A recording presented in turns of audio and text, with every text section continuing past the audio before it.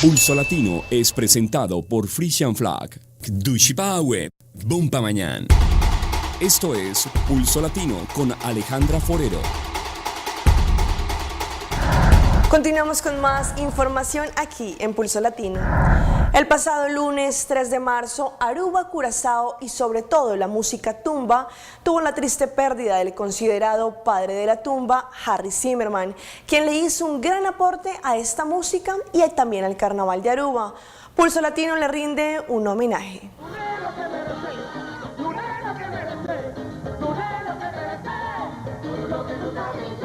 El señor Harry Zimmerman era el rey de la tumba y una persona seguramente muy querida por la gente tanto de Curazao como de Aruba, teniendo en cuenta que tenía 20 años viviendo en la isla con toda su familia.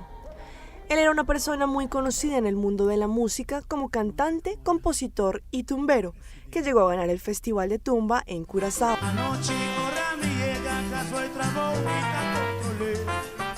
Muchos son los que hasta el día de hoy recuerdan la canción Pambati, donde Harry era una persona muy alegre y siempre estaba listo para ayudar y brindar su aporte a muchas personas, tumberos y músicos en donde fuese necesario. El día del Festival de Tumba este año, él obtuvo un reconocimiento de la Comisión Bokasami del gobierno de Curazao como padre de la tumba, y el señor Siegfried Dumfries, director del Departamento de Cultura de Aruba, estuvo presente en representación del ministro Otmar Oduber. La semana pasada, Harry, el cantante hijo de Curazao y quien vivía en Aruba, también recibió un homenaje en su isla natal. El señor Zimmerman fue un cantante que se volvió popular en los años 70 y consiguió su fama participando en el Festival de Tumba, en el que se convirtió en el rey de la tumba en 3 ocasiones, en 1980, 1990 y 1999. El ministro Otmar Oduber y el Departamento de Cultura de Aruba expresan palabras de condolencia a toda la familia, amigos y conocidos del señor Harry Zimmerman, a los músicos y a las comunidades de Curazao y Aruba en general. Paz en su tumba.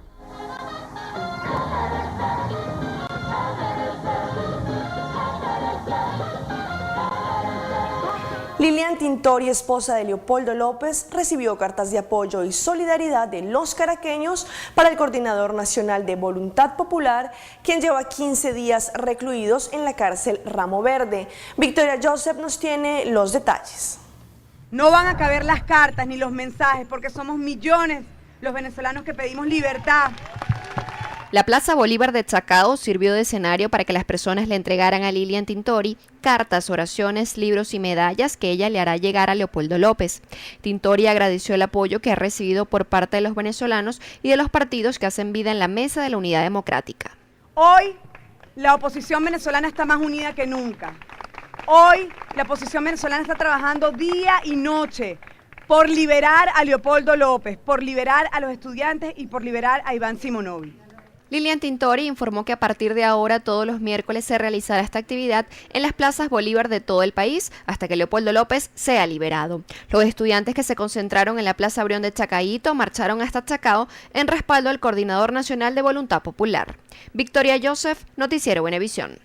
En Colombia se está presentando más a menudo una modalidad en los colegios, y es que jóvenes, en su defecto niñas, se pelean a las afueras del centro estudiantil. Lo peor es que los índices continúan creciendo. Este alarmante video de estudiantes menores de edad que se convocan a través de redes sociales para protagonizar videos de golpizas callejeras. Las autoridades policiales y gobiernos departamentales reprocharon estas conductas e hicieron un llamado a los padres de familia a velar por sus hijos. En el video se puede observar cómo estas jovencitas con uniforme estudiantil se pelean a las afueras del colegio, quienes debido a los gritos motivadores de los otros estudiantes se sienten con más impulso para continuar con las agresiones. En Costa Rica, el candidato oficialista a la presidencia, Johnny Araya, renunció a la carrera presidencial y le dejó el camino libre a su opositor del Partido de Acción Ciudadana, Luis Guillermo Solís, para que éste asuma la presidencia del gobierno de Costa Rica a partir del próximo 8 de mayo.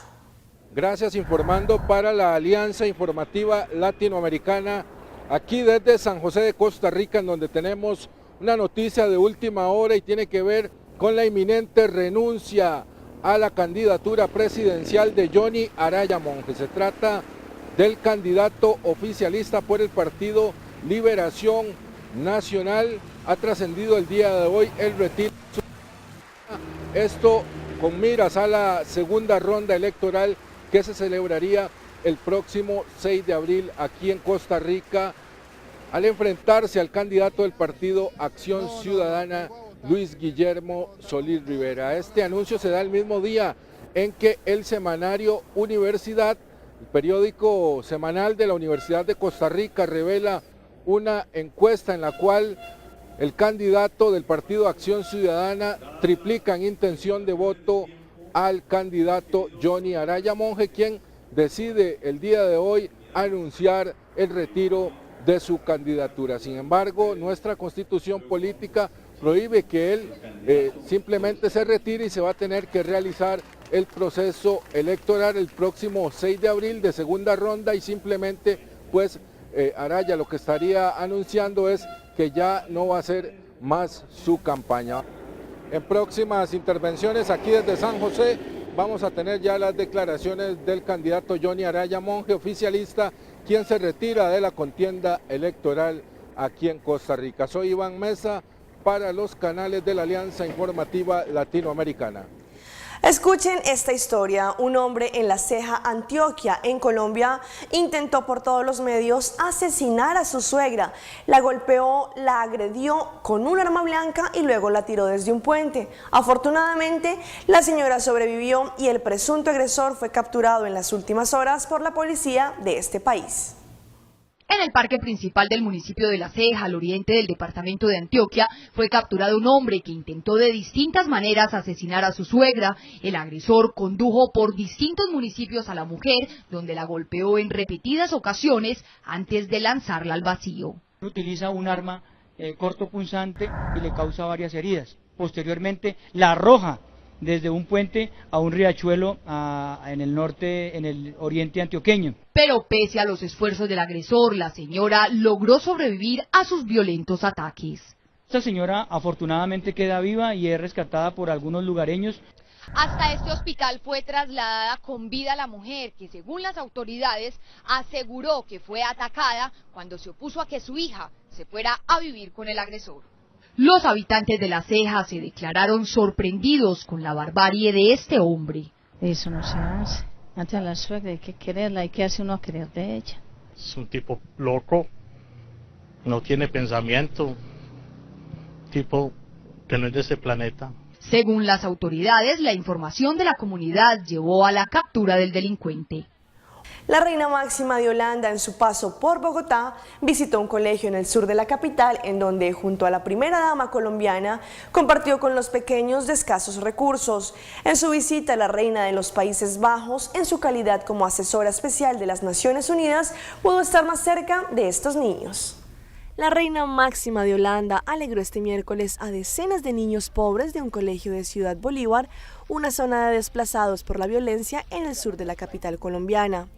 Al término de su visita de 2 días a Colombia, máxima asesora de la ONU en temas para la inclusión financiera para el desarrollo, aprovechó el encuentro con las familias del lugar para promover su proyecto. Cuanto más temprano aprenda un niño a planear y decidir que no se puede gastar más de lo que tiene, mejor futuro va a tener financieramente, aseguró la soberana en una rueda de prensa. La sorpresa de ver a una reina sin corona, capa y cetro como los niños del centro educativo La Estrella se imaginaban no opacó su ilusión. Los pequeños le entregaron a ella y a la primera dama de Colombia, María Clemencia de Santos, una muñeca hecha con materiales reciclados. Al terminar su paso por este centro educativo de Ciudad Bolívar, la reina se reunió con 3 madres de los alumnos para conocer su experiencia en inclusión financiera. En el reciente carnaval que se llevó a cabo en Aruba, la prensa internacional se llevó un dulce sabor de uno de los espectáculos más importantes que tiene Aruba, el carnaval.